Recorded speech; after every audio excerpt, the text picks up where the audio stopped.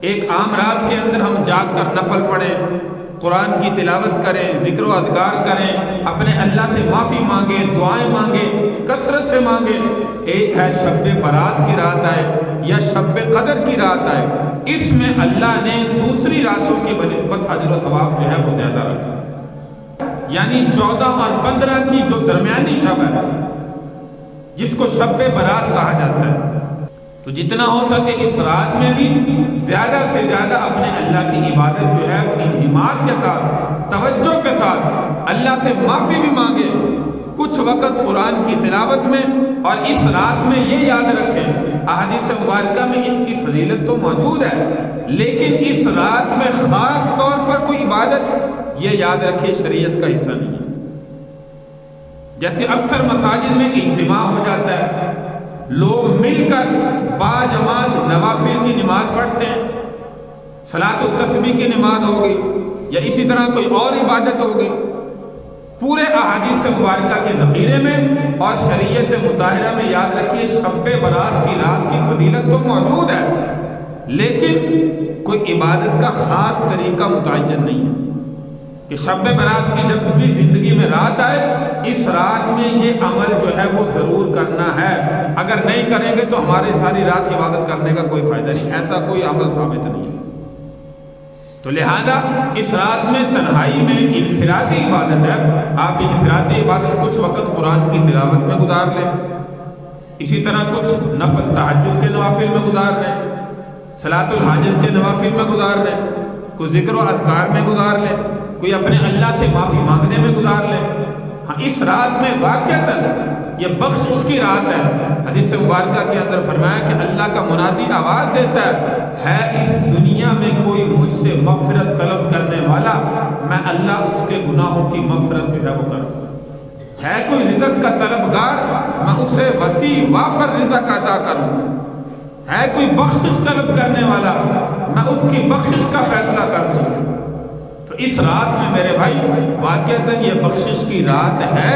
انسان کو اپنے اللہ سے معافی بھی مانگنی چاہیے، اس رات میں کثرت سے عبادت کرنی چاہیے، لیکن میں نے کہا انفرادی عبادت کا ذکر شریعت میں ہے، احادیث مبارکہ میں ہے کوئی خاص عبادت کا ذکر جو ہے وہ موجود نہیں۔ تو لہذا اس رات میں کوئی خاص عمل، اب دیکھیے یہ بخشش کی رات ہے، عبادت کی رات ہے، شیطان کو پتہ ہے کہ مسلمان اس رات میں اپنے اللہ کو راضی کریں گے، تو شیطان نے مسلمان کو اور کاموں میں خرچ کر دیا،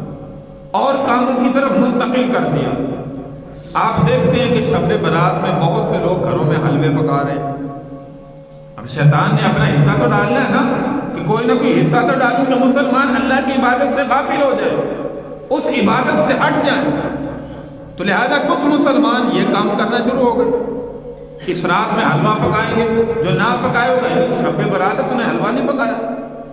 اب حلوہ پکانا کھانا یہ کوئی عیب نہیں ہے، نہ گناہ ہے، عام دنوں کے اندر گھر میں پکا کر آپ کھائیں، کوئی جو ہے وہ گناہ نہیں، لیکن اس رات میں دیکھیے کہ اس کو ضروری سمجھ لیا کہ اس رات میں جو ہے یہ عمل جو ہے وہ کرنا تھا، لہذا تم نے نہیں کیا، یہ کیوں کیا؟ تو یاد رکھیے کہ یہ شریعت کا حصہ نہیں ہے، یہ شیطان نے مسلمانوں کو اللہ کی عبادت سے روکنے کے لیے ایسے کاموں کے اندر منتقل کر دیا۔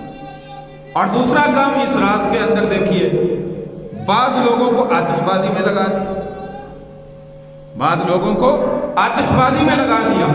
کہ شب برات کی رات ہے، اس رات میں آتش بازی کرو، زیادہ سے زیادہ فضول خرچی کرو۔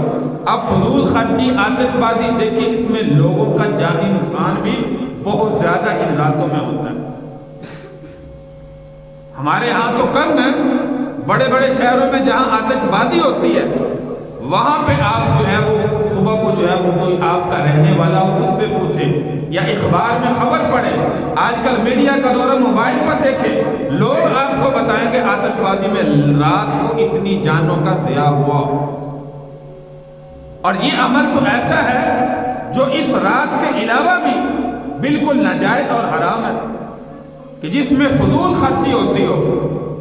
انسان آتش بازی میں پیسہ خرچ کرتے ہو، یہ تو عام دنوں میں بھی حرام ہے، ناجائز ہے، نہیں کرنا چاہیے۔ چاہے جائے کہ اس رات میں جس رات میں اللہ کی عبادت کرنی چاہیے تھی، اور مسلمان جو ہے وہ ان کاموں کی طرف منتقل ہو گئے۔ تو یہ میرے بھائی عمل ایسے ہیں جو انسان کی نیکیوں کو ضائع کرنے والے ہیں۔ لہذا اگر کوئی اس میں مبتلا ہے، ایسے مسلمانوں کو ایسے کاموں سے بچنا چاہیے کہ یہ رات تو اللہ کو راضی کرنے والی رات ہے، یہ رات تو اللہ کی عبادت کی رات ہے،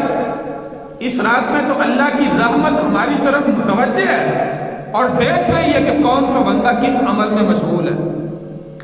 اب فرشتے آئیں اور مسلمان بندہ شب قدر ہے، شب برات ہے، کوئی بھی رات ہے، مسلمان قرآن کی تلاوت میں مشغول ہو، وہ اوپر جا کے اللہ کے ہاں فرشتے گواہی دے، یا اللہ یہ تیرا فلاں بندہ تیری قرآن کی تلاوت میں مشغول تھا، فلاں بندہ رو رو کر تجھ سے مانگ رہا تھا، فلاں بندہ نوافل میں مشغول تھا، فلاں بندہ تیری عبادت کے اندر مشغول تھا، تجھ سے معافی مانگ رہا تھا۔ تو اللہ کہتے ہیں کہ فرشتوں گواہ ہو جاؤ، یہ بندہ خالصتاً واقعتاً مجھ سے مانگ رہا تھا۔ فرشتے گواہی دیتے ہیں یا اللہ ہم نے خود دیکھا، جا کر سنا، وہ بندہ تجھ سے معافی مانگ رہا تھا، تیرے لیے نفل پڑھ رہا تھا، تیری عبادت کر رہا تھا۔ اللہ کہتے ہیں فرشتوں گواہ ہو جاؤ، میں نے اپنے بندے کی بخشش کا فیصلہ کیا۔ تو جو بندہ ایسے کاموں میں مبتلا ہو جو ناجائز ہے، شریعت کے خلاف ہے، تو میرے بھائی پھر اللہ کے ہاں ہمارا پیغام کیا جائے گا؟ اس لیے ایسی راتوں میں اللہ کی عبادت کریں اور اس طریقے سے کریں جو ہمارے پیارے پیغمبر صلی اللہ علیہ وسلم کا طریقہ ہے۔